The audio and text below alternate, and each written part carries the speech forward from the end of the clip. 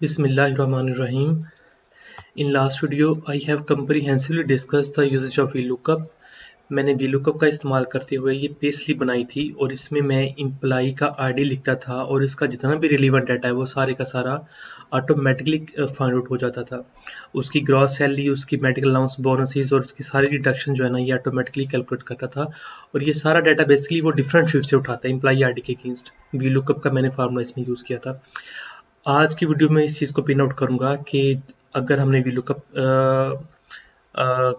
Even किसी भी फार्मूले का यूज़ करना हो अपनी शीट में, जबकि हमारा जो डेटा है ना बैक एंड का डेटा वो सारा किसी और वर्कशीट में है, लाइक वो 2-3 वर्कशीट्स में है, मल्टीपल वर्कशीट्स में है, तो देन VLOOKUP या कोई भी फार्मूला जो है ना वो हम कैसे अप्लाई करेंगे।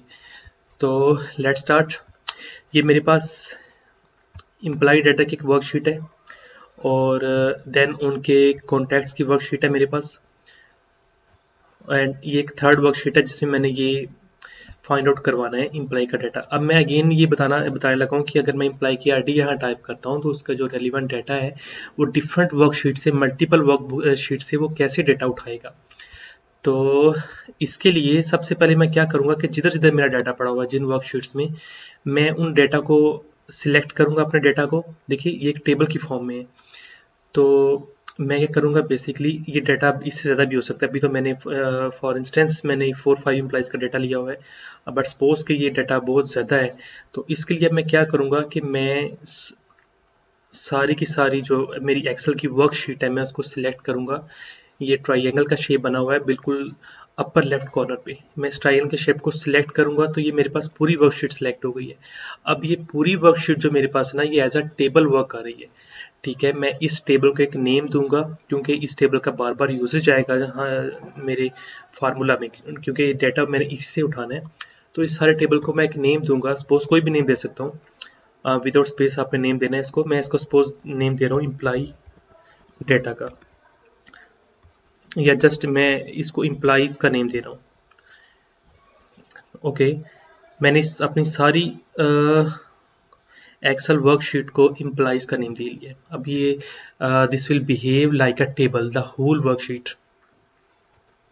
ओके, एंड देन मैंने अपने जो कॉन्टैक्ट्स का मेरे पास डाटा सारा, ये भी मैं इसको इस ट्रायंगल पे क्लिक करूँगा और इस पूरे मैं इस टेबल को, अपनी पूरी इस वर्कशीट को मैं एक नेम दूंगा।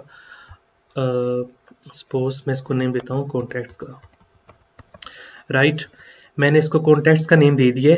अब this also behave like a table, this the whole worksheet like behaves like a table.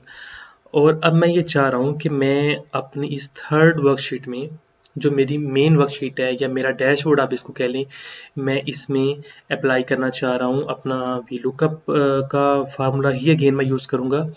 Basically मेरे समझाने का मकसद ये है कि मैं ये बताना चाह रहा हूँ कि अगर हमारे पास डेटा मल्टीपल वर्कशीट में पड़ा हो, जबकि हमने एक अपनी पर्टिकुलर वर्कशीट में या किसी पर्टिकुलर डैशबोर्ड में उस डेटा को फाइंड आउट करवाना है डिफरेंट जगह से, तो उसके लिए मैं क्या करूँगा।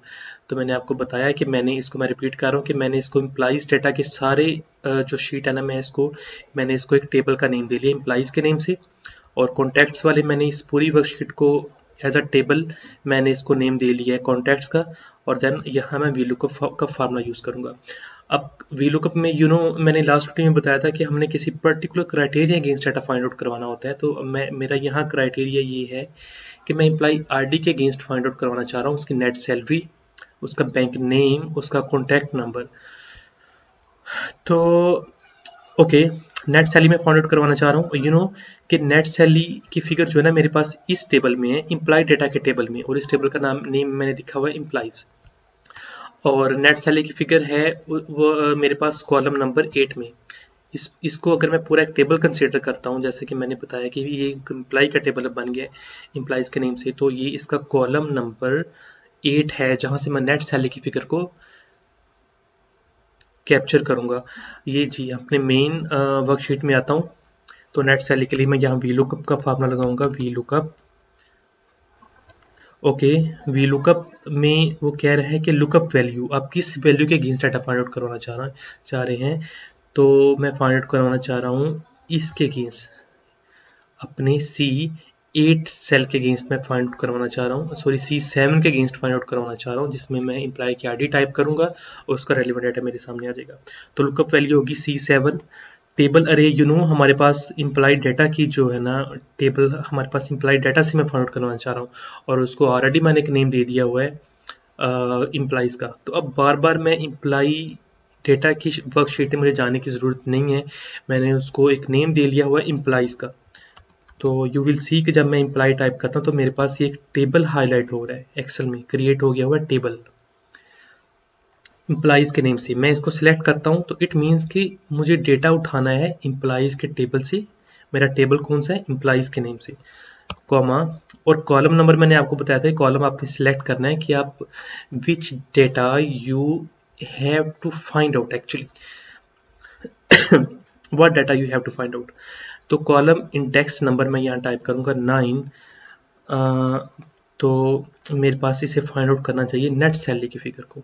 ओके, अभी इसने 0 यहाँ शो कर रहा है बिकॉज अभी मैंने इम्प्लॉय आईडी टाइप नहीं किया। मैं इम्प्लॉय आईडी टाइप करता हूँ,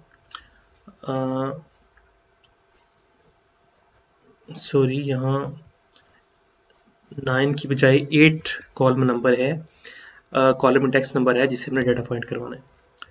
तो मुझे अब यहाँ अगर मैं टाइप करूँ इम्प्लॉय आईडी तो मुझे नेट सैलरी फाइंड आउट करवाना चाहिए इसको। ठीक है, मैं यहाँ इम्प्लॉय आईडी टाइप करता हूँ 123, तो मुझे नेट सैलरी इसे ये फाइंड आउट करना चाहिए 3720। ओके 123, यू कैन सी कि मैंने जब इम्प्लॉय आईडी टाइप किया है 123 इम्प्लॉय का आईडी था और उसकी नेट सैलरी उसने फाइंड आउट कर दी है 3720। और ये उसने डाटा कहाँ से उठाया, इम्प्लॉय डेटा की वर्कशीट से उसने डाटा उठाया, जिसको मैंने इम्प्लॉइज उसको मैंने उस वर्कशीट को मैंने नेम दे लिया था, द होल वर्कशीट को मैंने नेम दे लिया था इम्प्लॉय के नाम नेम दे लिया था और उससे इसने डाटा उठाया। इसी तरह आप कोई भी मैं टाइप करूँगा आईडी तो उसके रेलिवेंट डाटा फाइंड आउट करना। सपोज मैं 1 to 4 टाइप करता हूँ तो 1 to 4 इम्प्लॉय के आईडी अगेंस्ट उसने इसका डाटा फाइंड आउट करवा दिया। Okay, I think this should be clear no. अब मैं चाह रहा हूँ इसका बैंक नेम फाइंड करवाना। तो बैंक नेम का जो डेटा है ना इस इम्प्लॉय आईडी के अगेंस्ट वो इस वर्कबुक में, कॉन्टैक्ट्स की वर्कबुक में, वर्कशीट में, और मतलब हमारे पास जो डेटा है ना वो मल्टीपल वर्कशीट्स में स्प्रेड हुआ है। और मैं इसको अब ये फाइंड करवाता हूँ कि इस इम्प्लॉय आईडी के अगेंस्ट 1 to 3 अगेंस्ट जो बैंक नेम है ना वो कौन सा है। ये बेसिकली स्टैंडर्ड चार्टर्ड बैंक है, तो इसको भी मैंने इस पूरी शीट को नेम दे लिया था। आप यहाँ से देख सकते हैं कॉन्टैक्ट्स का नेम दे लिया था। और अपनी मेन वर्कशीट में मैं आता हूँ, वी लुकअप का फार्मूला मैं अगेन यूज करता हूँ, वी लुकअप वैल्यू हमारी क्या है, इस इम्प्लॉय आईडी के अगेंस्ट मैं डाटा फाइंड करवाना चाह रहा हूँ। और टेबल अरे हमारी कौन सी है, अब टेबल अरे हमारी कॉन्टैक्ट्स की टेबल है, मैंने उसको नेम दे लिए। मुझे बार बार कॉन्टैक्ट्स की शीट में जाने की जरूरत नहीं है, मैंने उसको नेम दे लिया हुआ है कॉन्टैक्ट्स का। Okay, you can see here कि कॉन्टैक्ट्स का जो टेबल है ऑटोमेटिकली मेरे पास आ गया, जिसको मैंने कॉन्टैक्ट का नाम दे लिया था। ओके, और कॉलम इंडेक्स नंबर है उसमें। अब मैं कॉलम इंडेक्स नंबर वो लिखना है कि जिसमें मेरा बैंक नेम है बेसिकली। तो बैंक नेम का कॉलम है column number 5। Okay, I write here column number 5 and then for exact match we have to write 0 after comma, bracket close and enter. And you can see the magic here कि उसने इसी employee ID against किसी other worksheet से उसने data उठाया है bank के name का, और this bank name is standard chartered, right.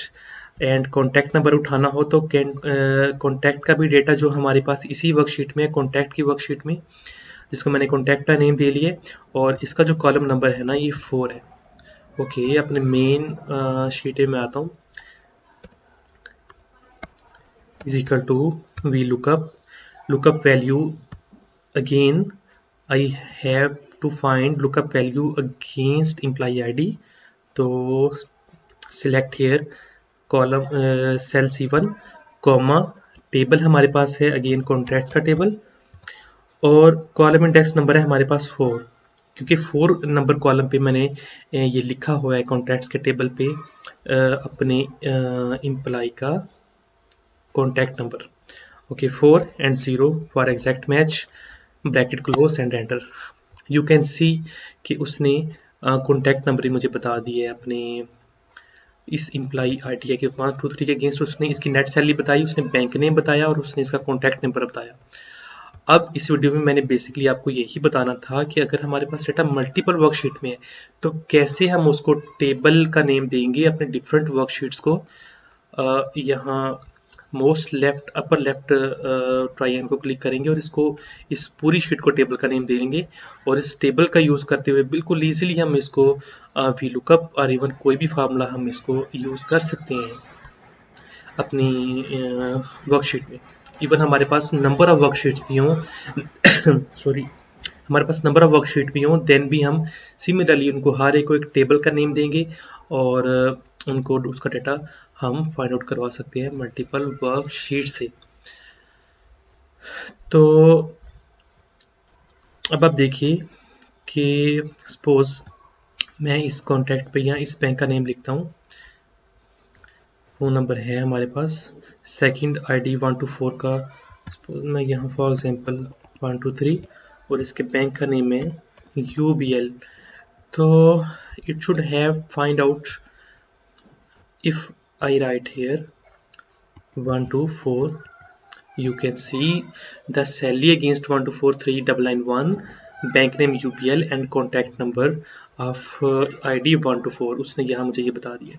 Okay, तो this is the simplest way कि हमें बार बार किसी शीट पे नहीं जाना पड़ता, अदर वर्कशीट पे नहीं जाना पड़ता। अगर हमारे पास मल्टीपल शीट हो, हमने जस्ट उस शीट को एक नेम देना है और अपनी जो हमारा डैशबोर्ड है या जो हमारी मेन वर्कशीट है उसमें जाके अपना फार्मूला यूज़ करना है, वी लुकअप और कोई भी फार्मूला यूज़ करना है और उसको रेलिवेंट डाटा फाइंड आउट करवा लेना है।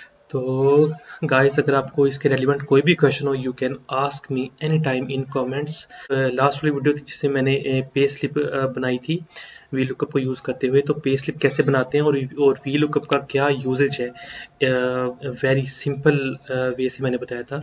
उस वीडियो का लिंक मैं इसी वीडियो की डिस्क्रिप्शन में दूंगा, आप उसको वॉच करें ताकि आपको ये फार्मूला क्लियर हो जाए। और इन दोनों वीडियोस को देखने के बाद आपको ये बिल्कुल अच्छे से आइडिया हो जाएगा कि कैसे हमने मल्टीपल वर्कबुक्स में कैसे हमें वर्क करना होता है। तो thank you so much to stay with me.